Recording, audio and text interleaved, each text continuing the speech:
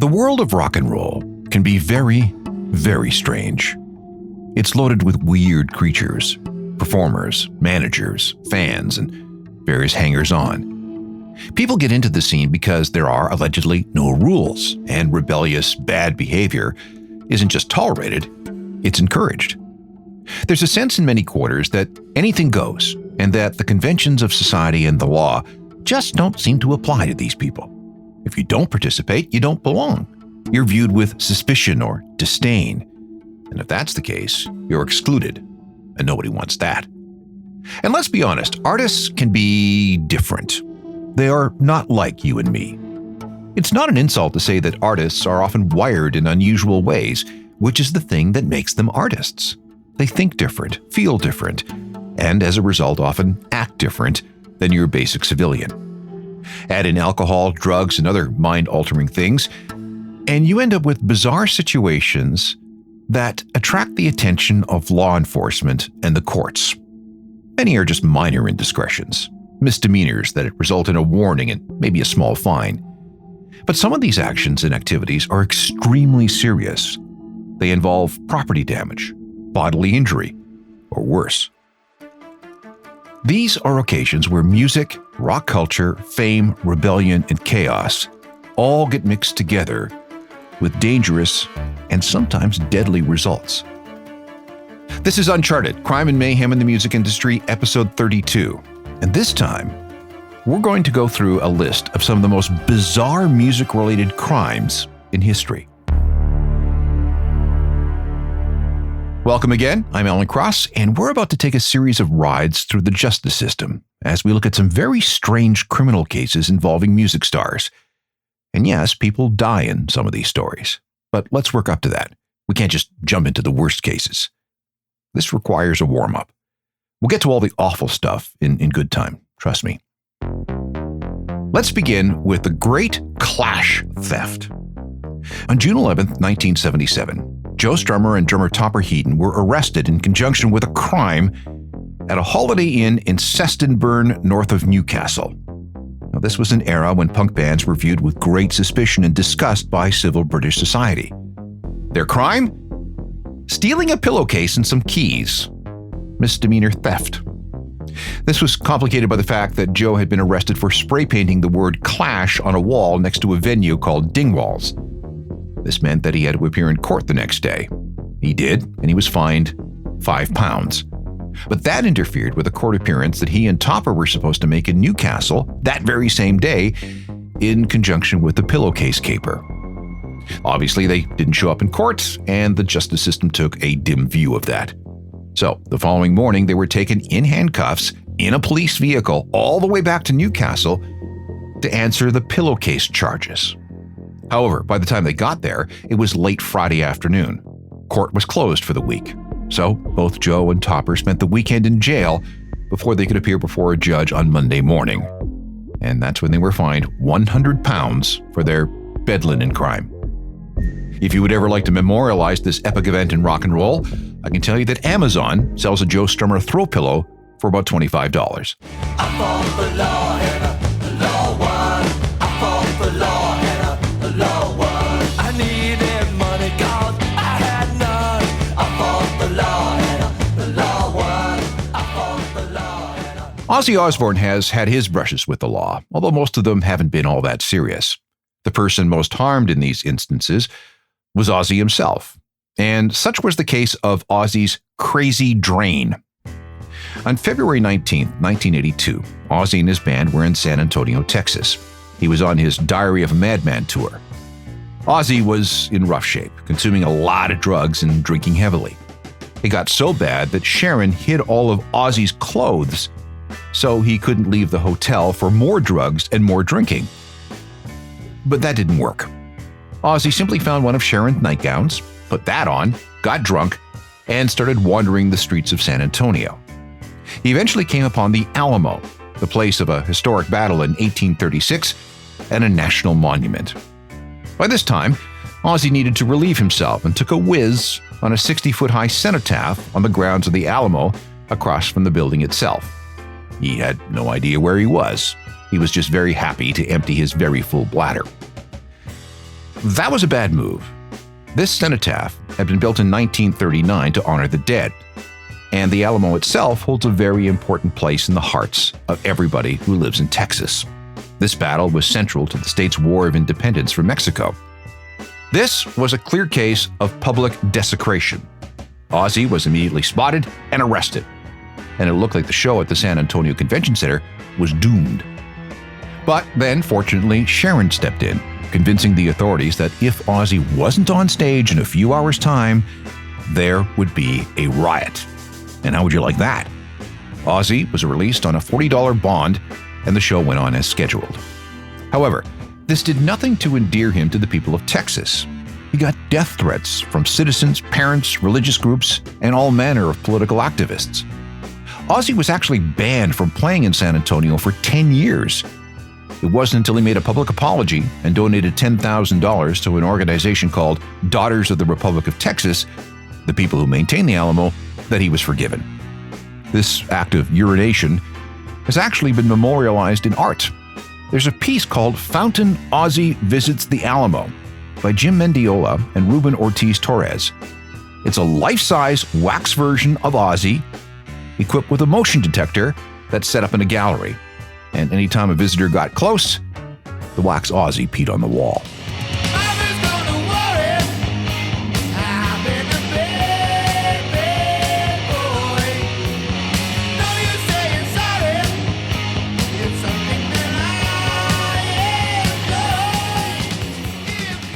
Since we're talking about rock stars pulling their junk out, we must go back to March 1st, 1969 at the Dinner Key Auditorium in Miami, which was an old aircraft hangar. The Doors were not doing well, largely because Jim Morrison was going more and more off the rails with his drinking. A couple of years earlier, Jim had become the first rock star to ever get arrested on stage during a show in New Haven, Connecticut. He sassed a cop before the gig and spouted some obscenities during the show, and that got him pinched for public obscenity and indecency. But back to that night in Miami, 14,000 people were there. It was very hot, very sweaty. Jim had recently seen a performance of The Living Theater, a group that was very experimental and loved to break down the fourth wall with the audience.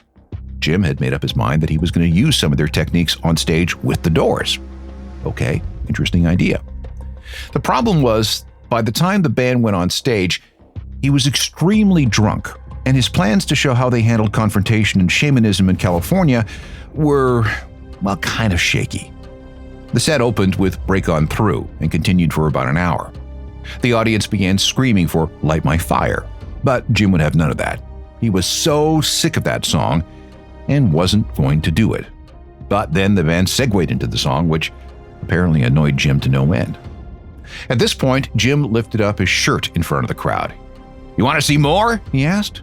The crowd went wild. "Come closer," he said.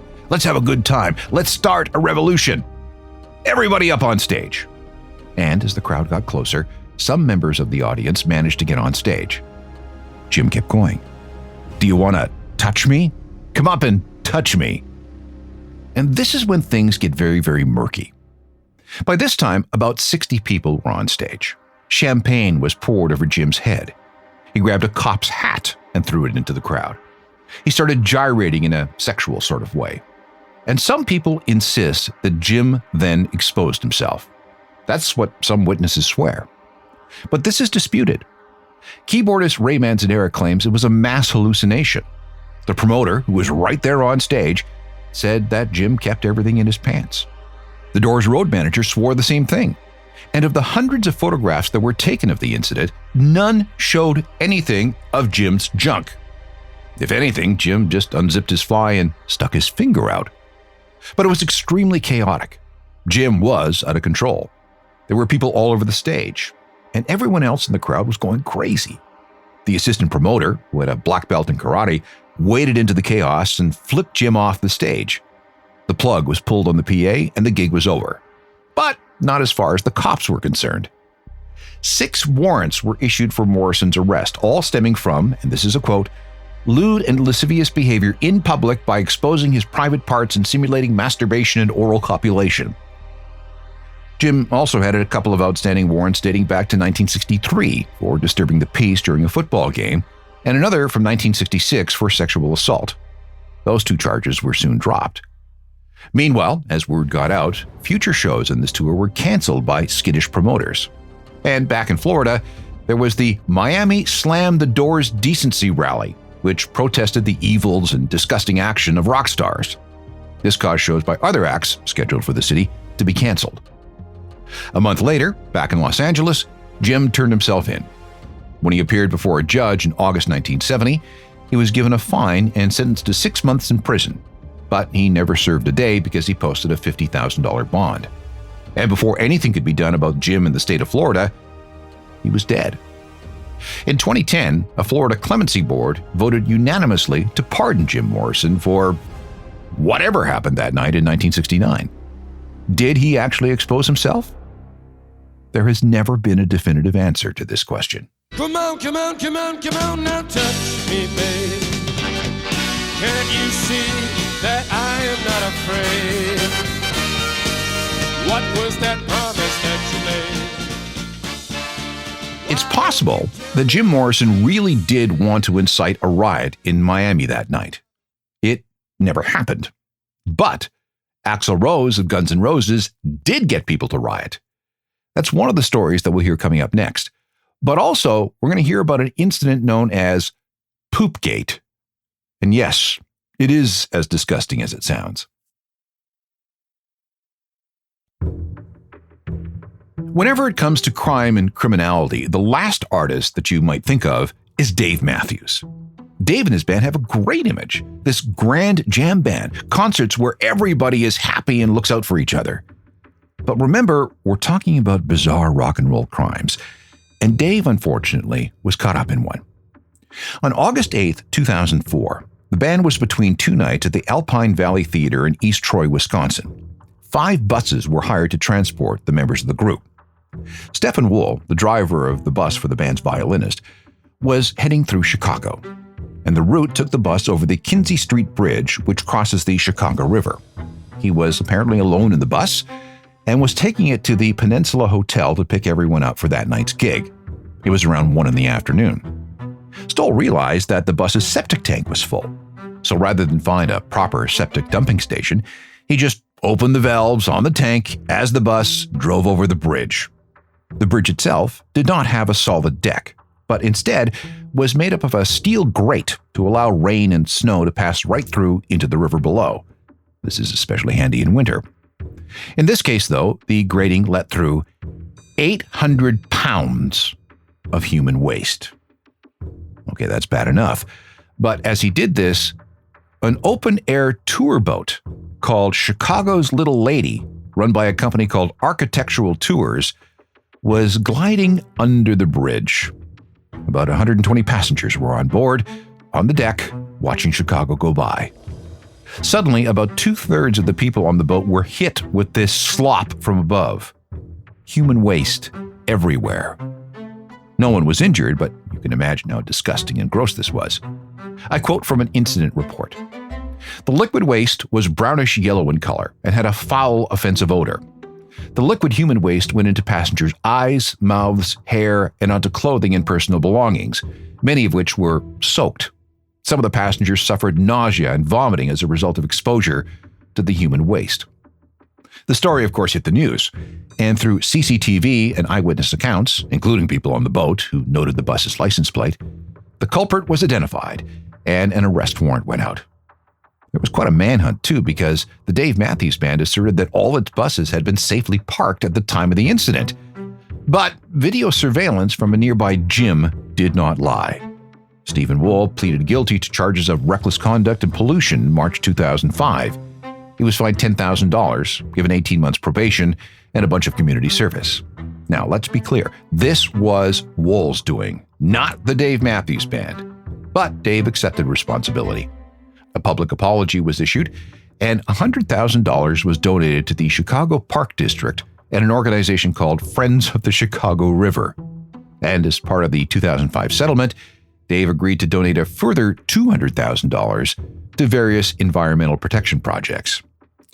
This has gone down in history as the Dave Matthews Band Poop Incident, or Poopgate. There might even still be a commemorative plaque on the Kinsey Street Bridge. And there's a documentary in the works. The working title? The Crappening. Why the words you say? Don't drop the big one. You a monkey on a string. Don't cut my lifeline. Doggy on a chain. Don't bite the mailman. Why the words you say? This next crime is peripherally related to rock, but you'll quickly see the connection. The result was one of REM's biggest songs. On October 4th, 1986, CBS News anchor Dan Rather was walking home to his Park Avenue apartment when a man attacked him from behind. This man kept saying, "Kenneth, what's the frequency?" He kept asking this question over and over. "Kenneth, what's the frequency?" There are reports of a second assailant too, but we'd later learn that he was just a bystander. Rather was able to get away and was helped into his building by the doorman and 2 good Samaritans. The story made the news, of course, and it became a pop culture meme in print and in music, but we'll get to that. Meanwhile, this crime, this assault, went unsolved. It wasn't until 1996, 10 years later, when a TV critic for the New York Daily News found William Tager. On November 29th of that year, William Tager received a 25-year prison sentence for the August 31st, 1994 killing of Campbell Montgomery, a stagehand working for NBC's Today Show. When he attacked Montgomery, the 47-year-old Tager was armed with a gun and trying to force his way into NBC to find out who was attacking his brain with a signal on some frequency.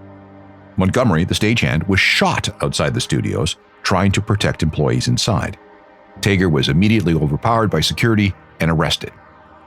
In 1996, Rather saw the picture of William Tager and recognized him as the guy who attacked him 10 years earlier.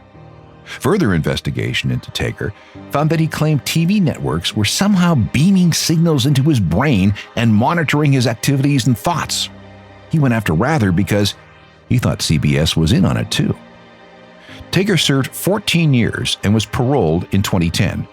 And at last word, he was living in New York City. There are at least 2 songs about the Dan Rather assault. One is by REM, which we all know. What's the Frequency, Kenneth? But there's also a lesser-known track by a group called Game Theory, and it's called, more accurately, Kenneth, What's the Frequency?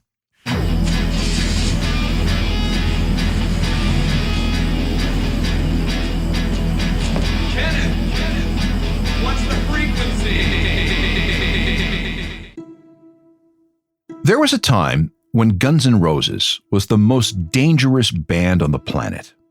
Not only were the members of the band law-breaking hazards unto themselves, drugs, booze, groupies, accusations of homophobia and racism, but things could get out of control with their concerts, and I'm talking about genuine civil unrest. For example, 2 people died during the Gunners set at the Monsters of Rock Festival in 1988. There were 107,000 people competing for space on wet, muddy ground. 2 fans were crushed in the mud just 15 feet from the stage, and both were DOA at the hospital. But the worst incident was on July 2nd, 1991, at the Riverport Amphitheater in St. Louis, Missouri, and this has gone down in history as the Rocket Queen Riot. Guns N' Roses was in the middle of their 15th song, the song Rocket Queen, when Axl pointed to a fan who was taking pictures of the show.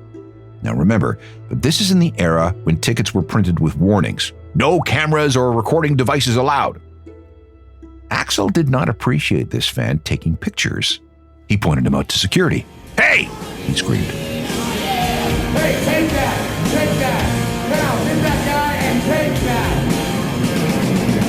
I'll take it, goddammit!"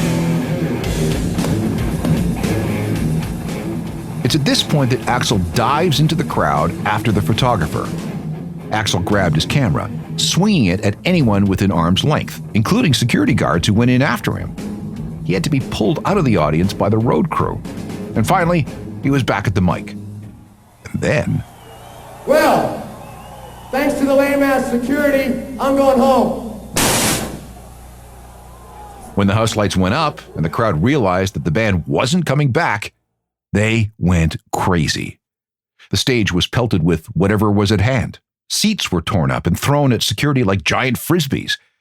When the police arrived, many summoned out of bed to respond to what they call a Code 1000 alert, fans turned on them. It was about 11:15. Rose pulled his band off the stage after allegedly striking fans and a security guard. The crowd became enraged. They began ripping Riverport apart. They stormed the stage, tore down speakers, the screens are down. For the next 3 hours, the fans rioted. The stage was destroyed. Video screens were torn down.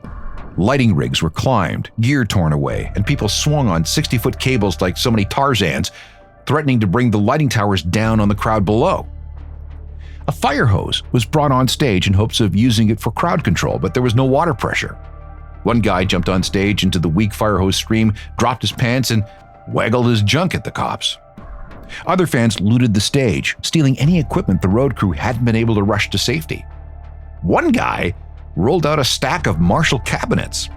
Somebody found Izzy Stradlin's amp at a bus stop 2 miles away, and another couple of guys carried away a mixing board.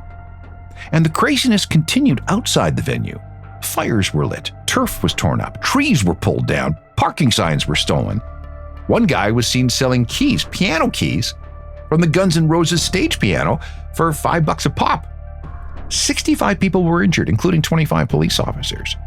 It was a miracle that no one was killed or electrocuted.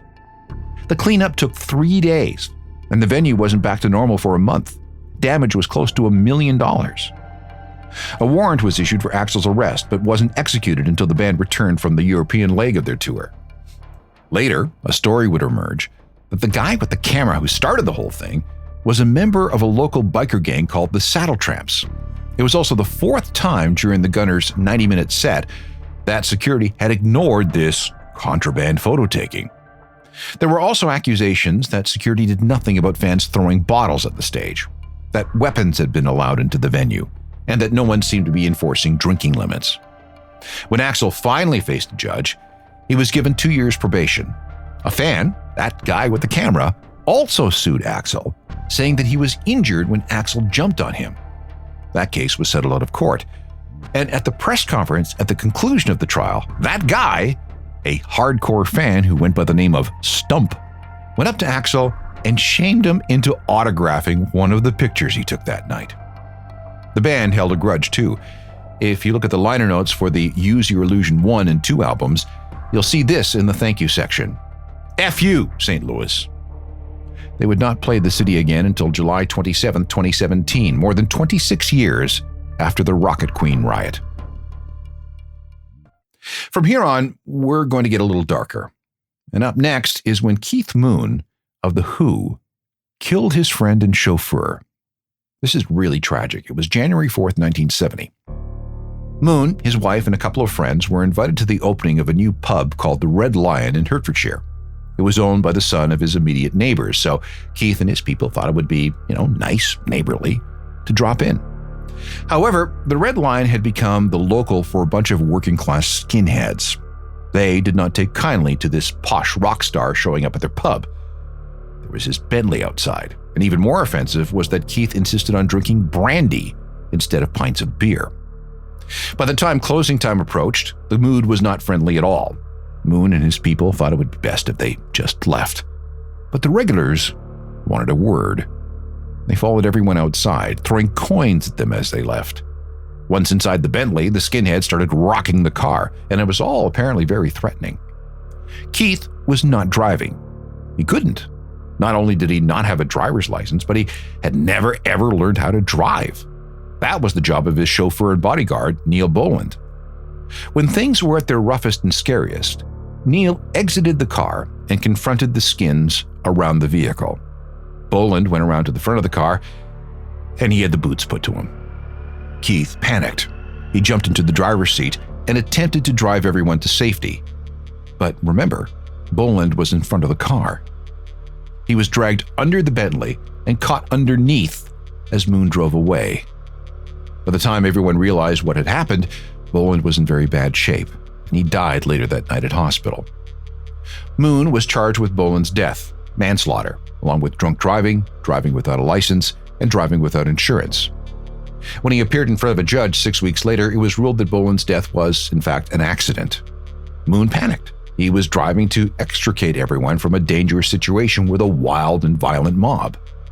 He was convicted of the drunk driving charges. He pled guilty to those. The rest were dropped. But the incident haunted Moon until he died on September 7, 1978. The trauma from the incident accelerated his drinking, his substance abuse, and added more mental health issues. He really struggled. There were still questions about what really happened, though. It is possible that Keith's wife was behind the wheel, but most evidence points to Keith being the driver. You're gonna choke on it too. You're gonna lose that smile because of the wild. I can see for miles and miles. I can see for miles and miles. I can see for miles and miles. The often forgotten story about how Keith Moon killed his own bodyguard and chauffeur, a terrible accident that scarred him for the rest of his life. Coming up next, the story of how the singer of the biggest American new wave band of all time nearly ended up in the clutches of one of the 20th century's most notorious serial killers. Here is a chilling story that almost happened. In the early 1970s, Deborah Harry was working in New York City.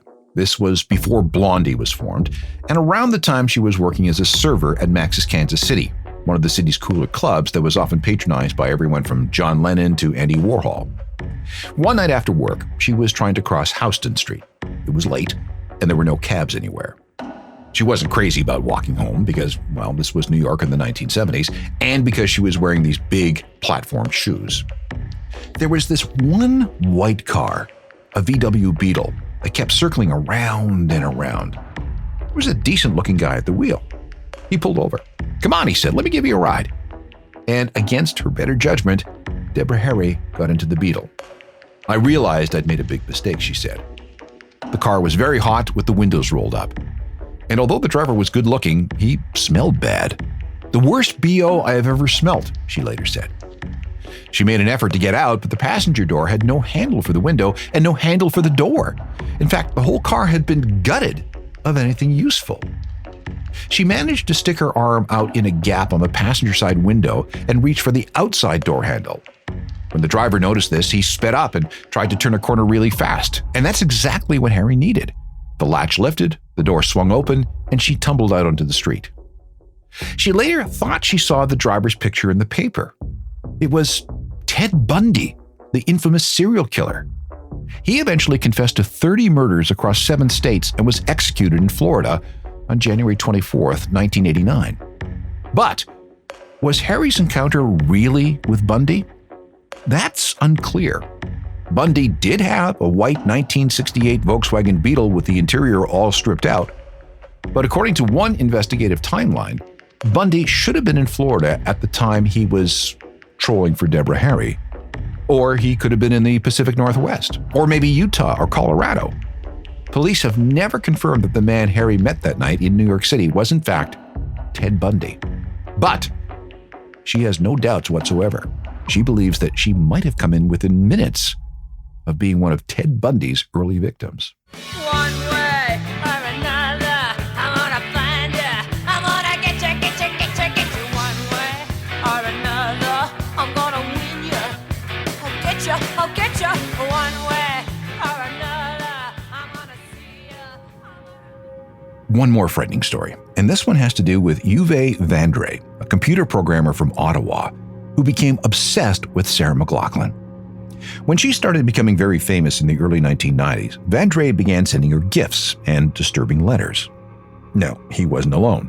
Artists, especially female artists, are often subjected to this sort of abuse. In Sarah's case, she was receiving so many weird things in the mail from this guy that she delegated responsibility of reading her mail to one of her friends, but after a while, the tone and the vibe of the letters was too much for the friends as well. On October 22nd, 1993, Sarah released her Fumbling Towards Ecstasy album. It featured a song called Possession. Now, this song is written from the perspective of a delusional man who is obsessed with a woman. It was Sarah's response to the harassment she'd been getting from Vandre and another fan, and she wrote it as a form of therapy. She'd spent so long looking over her shoulder that she needed to get her feelings out. Both these fans, including Vandre, had created this fantasy in their heads where each of them were in some kind of intimate relationship with Sarah. When Possession was released as a single, Vandré filed a lawsuit claiming that it was his love letters that inspired the song. He believed that the song featured several phrases from the love poems he'd sent her over a 3-year period. He wanted $250,000 from Sarah and her record company for damages for breach of confidence and breach of moral rights. The feelings in these letters, he said, were private between him and Sarah and never meant for public consumption. But the case never made it to trial, although there was allegedly some settlement talk. On September 28, 1994, Vandré died by suicide. He was found in his pickup truck in the woods near Manotick, Ontario, dead by a self-inflicted gunshot wound. His body was discovered 5 days later by some campers. Soon after, his family dropped all proceedings.